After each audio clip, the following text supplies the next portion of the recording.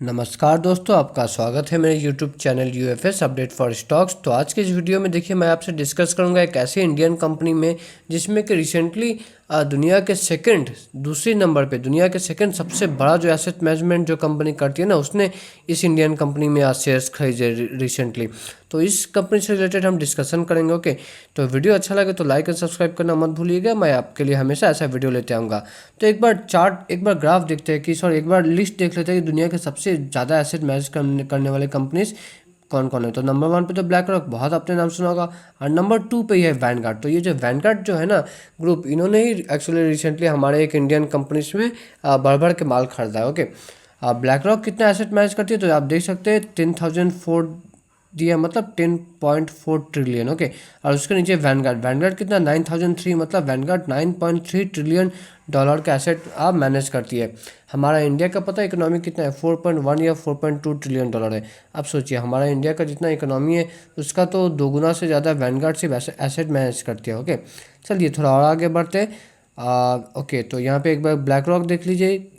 ये black rock का asset under management और ये वैनगार्ड का कोई बहुत ज़्यादा अंतर नहीं है, थोड़ा सा ही अंतर है। ओके, चलिए तो रिसेंटली एक्चुअली जो कंपनी से हम डिस्कशन करेंगे ना, उसमें रिसेंटली एक्चुअली प्रोमोटर्स ने अपना माल बेचा। प्रोमोटर्स माल बेचा मतलब हमेशा ये खराब नहीं होता, हमें देखना होता है कि किसने उस शेयर को खरीदा। अगर अच्छे कंपनी ने खरीदा होगा तब हमारा कॉन्फिडेंस और बढ़ जाता है। ओके, तब कोई प्रॉब्लम नहीं है।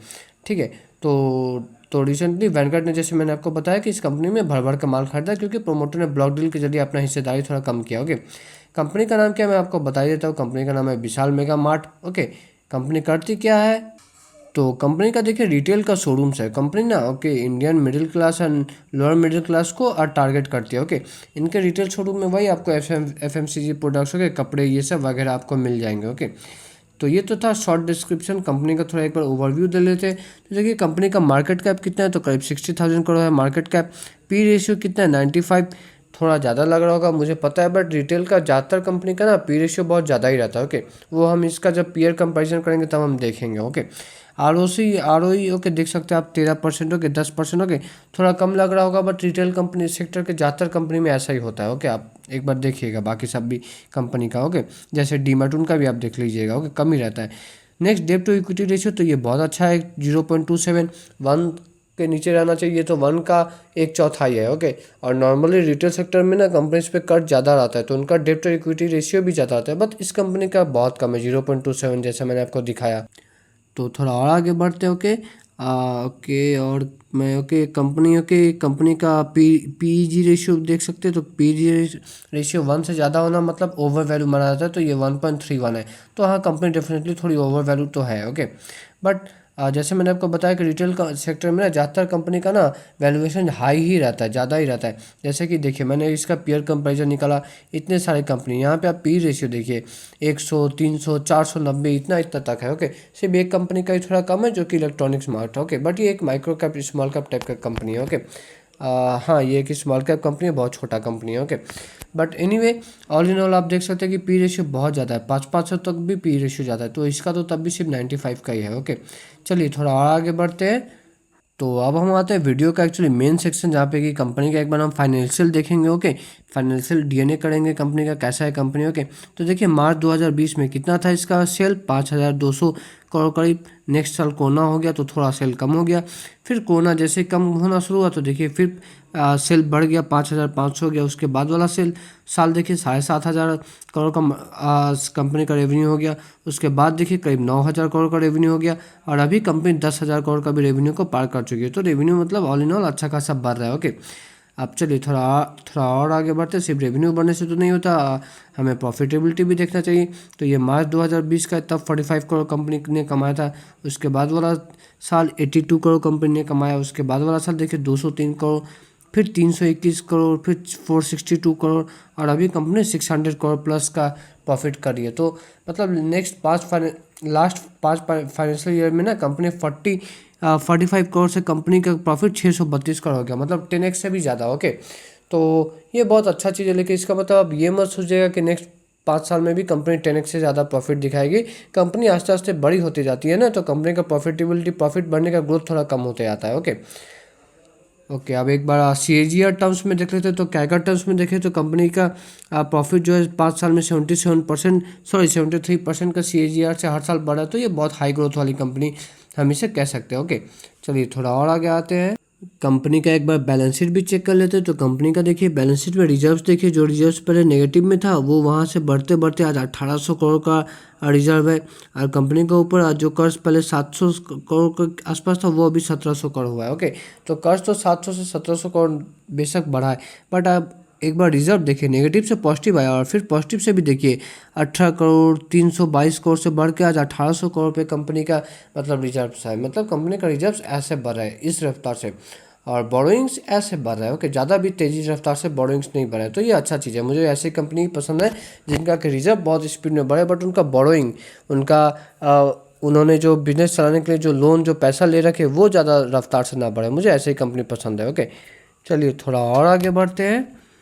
तो एक बार कंपनी का कैश फ्लो स्टेटमेंट भी एनालाइज करते हैं। तो कैश फ्लो स्टेटमेंट में देख सकते हैं कैश फ्रॉम ऑपरेटिंग एक्टिविटी हमेशा कंपनी ने प्लस में ही रहा है। ओके, और नेट कैश फ्लो भी most of the time company positive में ही रहती है। तो ये भी एक बहुत अच्छा चीज़ है। ओके, चलिए थोड़ा और आगे बढ़ते हैं। तो शेयर होल्डिंग पैटर्न, तो शेयर होल्डिंग में देखिए अच्छा चीज़ क्या है कि रिसेंटली मार्च वाला जो क्वार्टर है ना, आप उसमें देख सकते हैं कि मतलब पब्लिक का होल्डिंग सिर्फ 6% ही है। बाकी 6% मतलब बाकी 94% तो सिर्फ स्ट्रॉन्ग हैंड्स में ही है। ओके, प्रोमोटर्स, DII और FII इनके हाथ में है। तो ये काफ़ी अच्छा चीज़ है। ओके, और एक और चीज़ क्या मुझे अच्छा लगा कि आप देखिए यहाँ पर रिसेंटली दिसंबर से मार्च क्वार्टर में FII ने अपना स्टेक बढ़ाया, ठीक है, और उसके बाद फिर DII ने भी अपना स्टेक बढ़ाया। 9.9% से DII ने स्टेक बढ़ा के 12% कर दिया।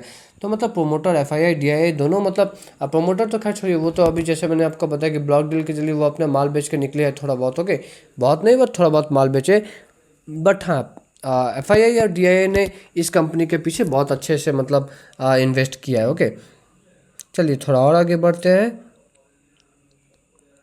तो और ये कंपनी से विशाल मेगा मार्ट, इससे रिलेटेड एक और अच्छा क्या पॉजिटिव न्यूज़ है कि इस कंपनी में रिसेंटली ना इस कंपनी को ना FTSE, ये एक UK बेस्ड एक ग्लोबल इंडेक्स है, उसमें इस कंपनी को इंक्लूड कर लिया गया।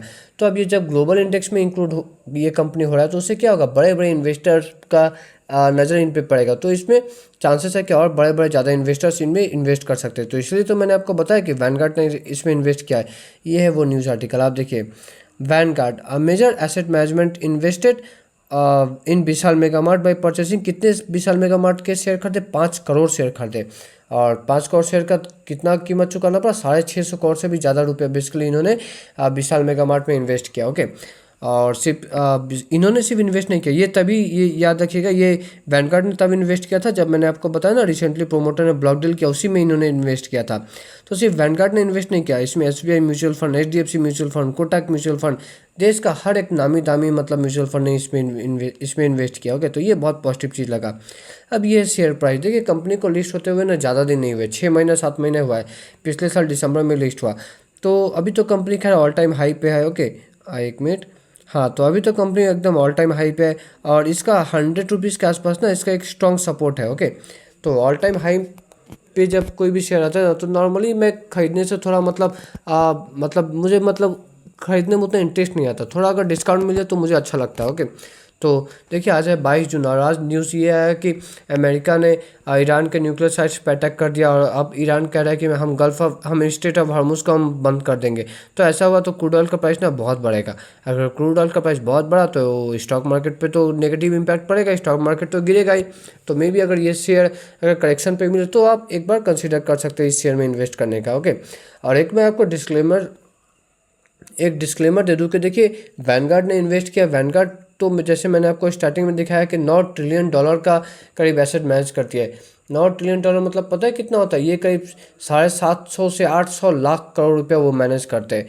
तो जो 750 से 850 लाख करोड़ मैनेज करे उनके लिए ना 655 करोड़ कुछ भी नहीं है। वो उनका 655 करोड़ इन्होंने इस कंपनी में जो इन्वेस्ट किया ना, वो डूब भी जाए तो उनको कुछ आता जाता नहीं है। ओके, तो आप अगर इन्वेस्ट करें तो आप समझदारी से इन्वेस्ट करिए, आप अपना सूझबूझ से इन्वेस्ट कीजिए। ठीक है, चलिए इस वीडियो में इतना ही दोस्तों। आपको वीडियो अच्छा लगे तो लाइक एंड सब्सक्राइब करना मत भूलिएगा। मिलते हैं नेक्स्ट वीडियो में।